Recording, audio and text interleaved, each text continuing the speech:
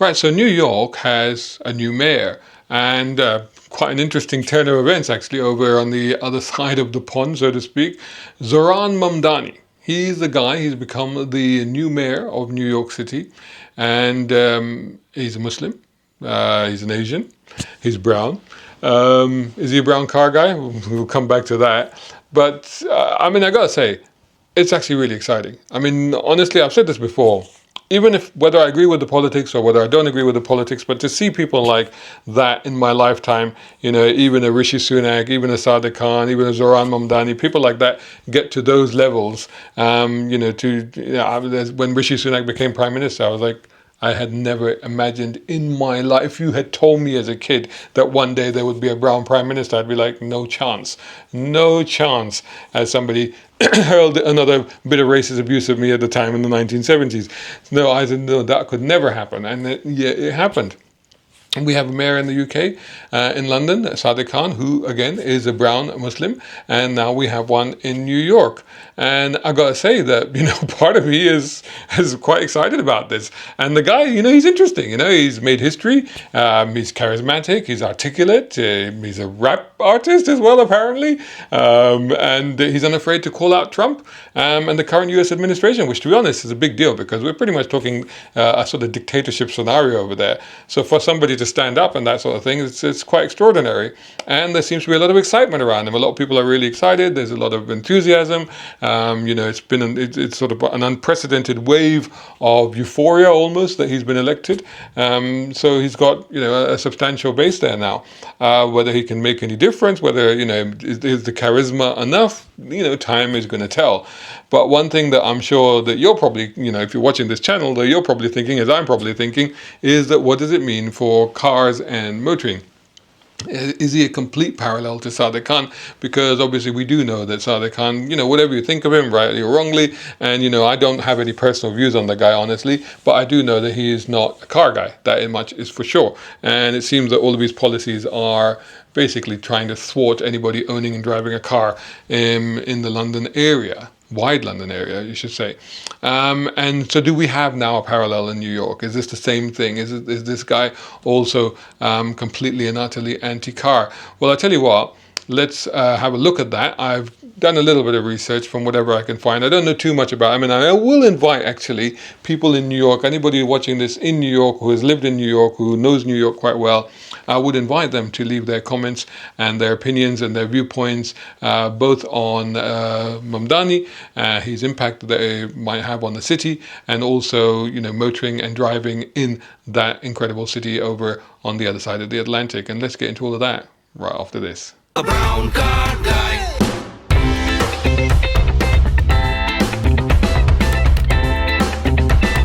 Brown car guy.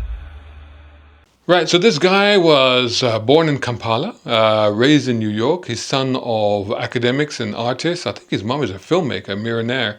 And he's considered to be a progressive reformer. I think he's a socialist democrat.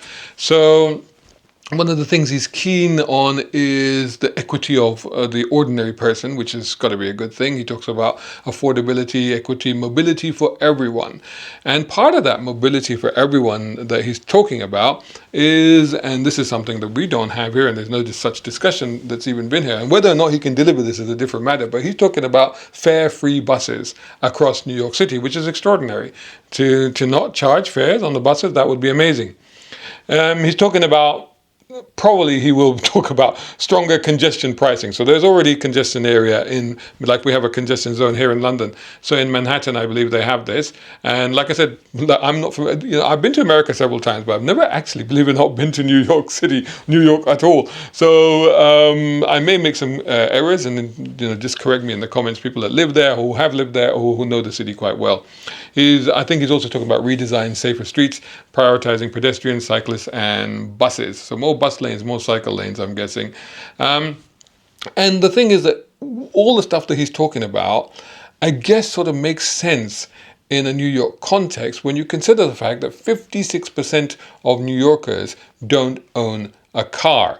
And I think that's probably the key difference, in fact, between New York and London, because in London it's the exact opposite of that. 56% of Londoners do own a car.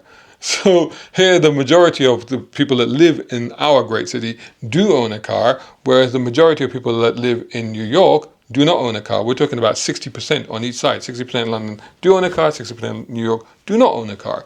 So that kind of makes sense for them to focus more on public transport facilities in a city where the vast majority of people do not own a car. And in fact, Mamdani apparently doesn't own a car either. From everything that I've been able to find, he doesn't have a car. Whether he drives or not, I don't know. Whether he's ever owned a car or not, I don't know. But, at this time, he lives in a rented apartment apparently, and he doesn't own a car. Now, I was trying to dig around to find out a little bit more about, who he is and what he thinks about cars and stuff like that. And very helpfully, a friend of mine actually sent me a link. A friend of mine in America sent me a link to an article by Bike Portland. Bike Portland, as you can probably surmise from that, is obviously a pro cycling website. I'm guessing. I don't know. I'm not actually familiar with this. I only found this article. And this guy, the editor of that, the publisher editor, Jonathan Mouse, he put up a podcast recording of a 2023 recording that he made at a Vision Zero Cities conference where Mamdani was talking as part of a panel. So he's put it up. I'll put the link below so you can go and check it out. The sound is not great, so it's kind of hard to listen to. But what usefully in the article, what he's done is he's put quotes and excerpts from the discussion, and I will read some of those to you. In fact, so let's start with this one. So this is Zohran Mamdani speaking. Politicize every death to make it very clear to politicians and the political ecosystem that these people are not just killed by drivers, these people are killed by the way in which our streets are designed, by the decisions that are being made, by the policies that are being upheld. So here he's clearly talking about people, road accident deaths, stuff like that. He's not blaming individual motorists, he's blaming the system that gives cars so much space and dominance. So on the one hand, you can kind of understand his argument, but on the other hand, it does sound kind of anti-car by saying that, cars have too much space on the road and they have too much dominance on the road. Then he goes on to say, the idea behind it, this is again quoting Mamdani, the idea behind it is that federal government is in so many ways a government of inaction when it comes to these crises and has refused to step up and step in. And what we have seen from localities like Washington, D.C. is there is a model whereby a municipality can step forward and disincentivize the purchase of vehicles that have a direct link to the higher likelihood of killing children and people on the streets.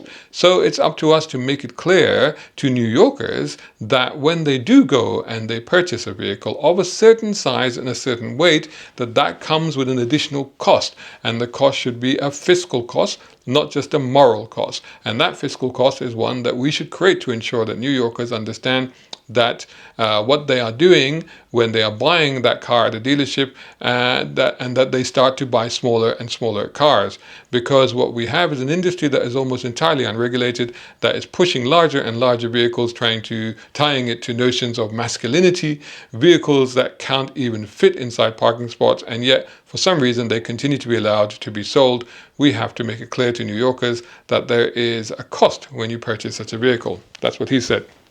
Quite a bit to unpack there. So we are, of course, talking about America being the land of the land yacht, so to speak. And even today, the top selling car in America is actually not a car, it's a truck. It's the Ford F-150, which is ginormous by UK standards. I have driven them. I've driven in the Middle East. I've driven in Dubai. They don't actually feel that big in a city like Dubai, which is, purpose designed, purpose built for larger vehicles. But certainly if you have one of those here, it feels like absolutely humongous. If you think about the fact that the Ranger, a Ford Ranger Raptor or Ranger that we get here, already feels quite big for our streets. And then you think about an F-150, that's considerably bigger. So, and then you have other things like the Hummer EV. So this Hummer EV technically is an electric vehicle, but have you seen the scale of that thing? It is absolutely humongous. So, but this is the nature of the cars there. It's always been the nature. In fact, in many ways, the cars have downsized. If you think back to 50s Cadillacs, we're talking just four-door saloons, which, were the size of two of our hatchbacks put together sort of thing. I mean, they were absolutely huge, and they have become smaller over time. And this is goes back even to the 80s, where if you looked at something like a 70s Impala and then compare that to an 80s Caprice Classic, the Caprice Classic is a slightly smaller car than the like I said, the land yacht that is the Impala. Secondly, they're talking about getting people into smaller and smaller cars. Got to remember, America really doesn't do smaller cars. They don't really have that many options. But of course, that could change. Smaller cars do exist in the rest of the world. There are hatchbacks and stuff like that available. But at present, they don't necessarily do that to huge numbers. So that would be kind of hard. And this whole talk about immediately jumping on the idea that bigger vehicles kill children. And I'm like, vehicles don't kill anyone. It's like it's accidents that happen which should not happen, because children clearly should not be in the middle of the road. Freak stuff happens, bad stuff happens, and of course anybody getting hurt, knocked down, or God forbid killed tragically is terrible. It's a terrible thing to happen and should not happen. But sometimes these things happen. Whether that's down to the size and the weight of the car, certainly there's an increased likelihood of serious injury and death on a larger, heavier car. But, modern cars also have better braking. I mean, you're talking about these trucks and stuff like that. Brakes on these big trucks are not necessarily the greatest. I know that from personal experience. But they're a lot better than they used to be. I mean, these things will stop much, much quicker than they used to do. But smaller cars and, more generally sized cars, the braking now is phenomenal compared to a few years ago.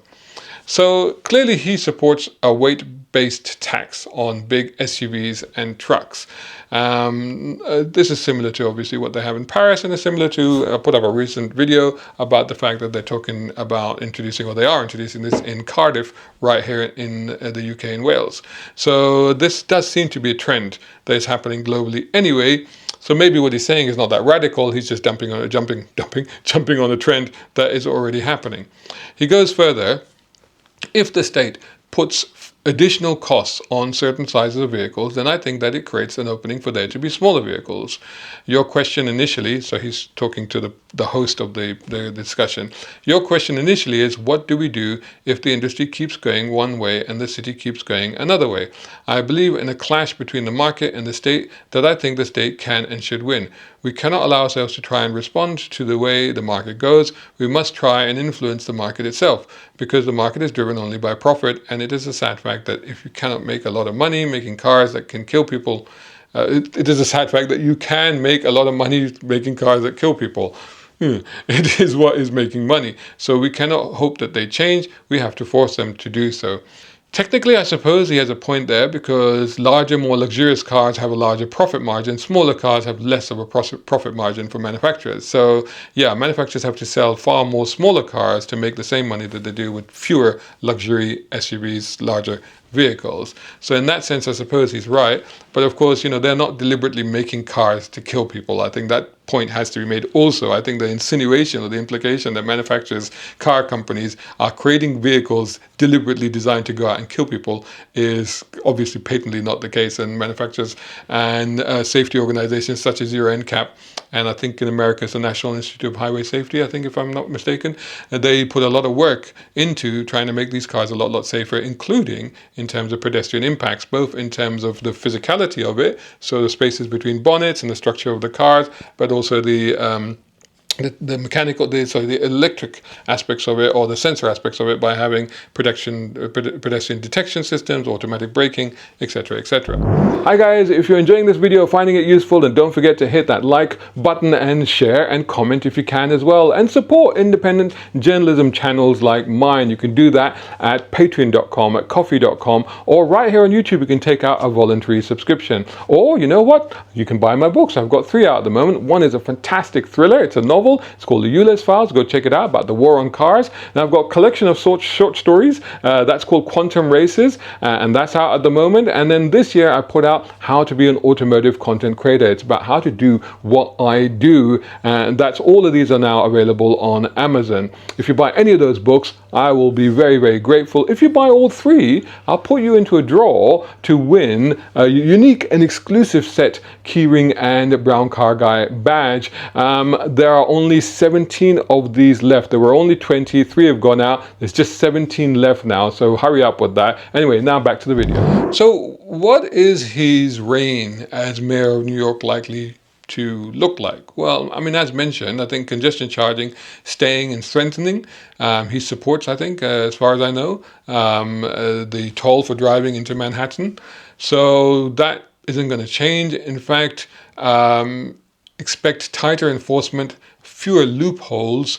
To be fair, though it has shown an effectiveness because they've seen cars, the number of cars entering into that area dropping by 7.5% since that charge kicked in. So don't be surprised to see that increasing to bring that percentage even higher. Bus lanes and bike lanes, definitely going to see more of those, especially if he's going to introduce these fare-free buses. Now, one of the things about these buses apparently is that they're too slow apparently in New York. I mean, if we think the traffic is slow here in the UK and London, in fact, London apparently is one of the slowest cities in the world, but apparently they are slower even in New York, or as slow. And so the idea being to introduce these dedicated bus lanes to essentially speed up that. Daylighting and design. Daylighting is a new word for me. I didn't know this term daylighting, but daylight, he wants every intersection daylighted. Daylighted means no parking within a certain distance of corners to improve visibility. Now, to be honest, you kind of already have that in the highway code. You're not supposed to park near corners anyway, and generally near corners you will find double yellows to indicate that you're not supposed to park there. And so that's what that is, but I guess in New York that will take up more of the road space that available for cars to park by removing that parking facility and adding, I don't know, the equivalent of double yellow lines there or whatever, to ensure that nobody can park there, and to provide this daylighting in the redesign and restructuring of these roads. It's more likely also that he's going to add more pedestrian, including as well as cycle lanes, more pedestrian plazas, bike corrals, etc., etc. And so parking, I think, is going to be driving into New York City and Manhattan, places like that, I think it's going to become more difficult, and certainly when you get there, parking is going to be a nightmare. A lot like it here is here in London, to be honest, central London, of course, I'm referring to. So then this, of course, all begins to sound more and more like the continuing war on cars, war on motorists that we often talk about here on this channel. But I think that Mamdani is trying an approach where he's going, I'm championing public good rather than private cars, or public good over private cars. The idea being that he's framing himself not as anti-car, but as pro-people. So the next quote again from him, he says, I think that there's a ceiling if all of these fights are framed as the war on cars. I think that there's a lot more possibility in where the fight for safety can go if it is framed through the lens of safety predominantly. What he's saying here is that constantly pitching road safety or street redesign as a battle against cars limits how far those campaigns can go. Yeah, because you're going to annoy a lot of people, especially motorists. In other words, if you make it sound like you're attacking drivers, you alienate a huge part of the public, including working class people who need their cars. So yes, they do indeed. So he's advocating for a change in the language and the framing. So basically, don't call it an anti-car crusade, call it a pro-safety movement. So he's sort of just changing the wording and the phrasing that is being used. He knows that the war on cars narrative is toxic, so he's trying to win the battles by changing the storytelling. Remember, this is in a country where you're allowed to have guns. So this is quite extraordinary to say that, you know, there's a war on cars and cars are bad because, you know, they could kill people, and yet you can buy a gun. So it's quite extraordinary. Let's read some more of what he's been saying. This next bit is quite interesting. What I've seen is the understanding of this through a racial lens, and I've seen the understanding of street safety and car safety and cyclist safety as a white issue, as a wealthier white issue. This is how it's framed to me when I bring it up. This is how it's framed by the mayor. This is framed by many people who will oppose this. But if we have to get into this racial framing, I think we also have to make it clear that this is also a class and racial justice issue. The people who are on the streets the most are the low-wage immigrant men who are delivering the food to people who are ordering to their apartments. That's what happened when Alfredo Cabrera, Lincolnia, was killed on Crescent Street bike lane, and a few months after, myself and a few others sent a letter to NYC DOT saying the protected bike lane is not sufficiently protected. We need Jersey barriers. We didn't get them. He was killed by a truck turning into that street. I had to go to his wake. I made a video of myself stomping on a flex delineator, and I got a call from the mayor's office being like, "Please calm down. Somebody's being considered. This is something American, very regional thing." So, and he goes on. And so I think that one of the possibilities that lies in front of us is making clear who these gaps in our design are actually impacting. It's the poorest among us who are often out there. And that is what our political leaders must understand. And every time they say this to us, what they are saying is yes to another Alfredo, another traffic victim, etc., etc. So he's very much talking about the fact that it's the poor people, delivery drivers, immigrants, the people that need to be out there, whether they're on bicycles or cars or whatever, they are more likely or they're more at danger. So I guess he's again appealing to his base, which is the working class, I guess, the immigrant community, etc., in New York. So it's interesting, really, isn't it? Because there was something the other day in the news about how much his rivals, the funding that they had to try and defeat him in this election, and it was phenomenal. I don't know the figures exactly. I'm sure you can put it in the comments, but it was phenomenal amount, and he hardly had anything. And I think that his chief opponent is personal net worth is valued at well over $10 million or something like that, and Mamdani's net worth apparently is valued at something like $200,000. So because he doesn't own anything, so it's quite extraordinary. So again, pro car, anti car, but I suppose you got to respect democracy, haven't you? I mean, you've got to say that, well, people have voted in him despite the odds, despite everything. How is it going to affect car culture in New York? Is there car culture in New York? Well, they have New York City International Car Show at the Javits Center. I don't think it would impact a car show. Classic Car Club Manhattan down at Pier 76. Elite Clubhouse with everything from 911s to vintage Alphas. I guess small events like that. Also NY Cars and Coffee meets across boroughs. That might be more impacted if it's local areas that are going to be impacted by changes in traffic structure, parking, etc., etc. Captree Cars and Coffee on Long Island. Gearheads Brooklyns. Caffeine and carburetors. So these are all events that go on there. So there's definitely a thriving car culture in that area. And I think by and large they should be okay, but they may find certain restrictions in certain areas, and certainly parking and stuff like that may become a problem. Does he understand? Because Sadiq Khan clearly doesn't understand what cars mean to car people like us. Does he understand? He says, I think that one thing I found is that for many car owners, the car is their place of sanctuary. That's how they understand the car. The world is chaos, the car is sanctuary. We hear constantly how everything is crumbling around us. But if I get in my car and I have my temperature the right amount and my music playing and I have my windows up, I'm in control. And everywhere else in the world, I'm not in control. So there's an aspect of owning a car and driving a car which he seems to understand. I'm not sure that he understands the emotional connection maybe we have with our vehicles, but he understands the importance of having a car. So maybe he doesn't quite hate cars, but he just sees them as tools, but in some cases tools that can be destructive for people as well as constructive for people that need to use them to get around.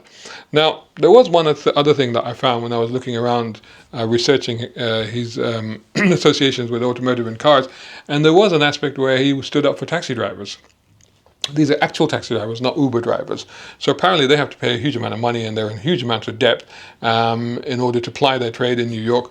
But he actually stood up for them and helped them get some sanctions on that and whatever, and reductions on their loans, etc. So I'm guessing he's not entirely anti-car. I guess he just doesn't want to see them in a city where it's congested. Is he anti-car? Is he pro-car? He's definitely not pro-car. Is he anti-car? Jury's out. Will this have a big negative impact on car enthusiasts in New York City? We need to wait and see. Doesn't seem good, if I'm honest. Doesn't necessarily seem like it will be the best thing. But let's wait and see.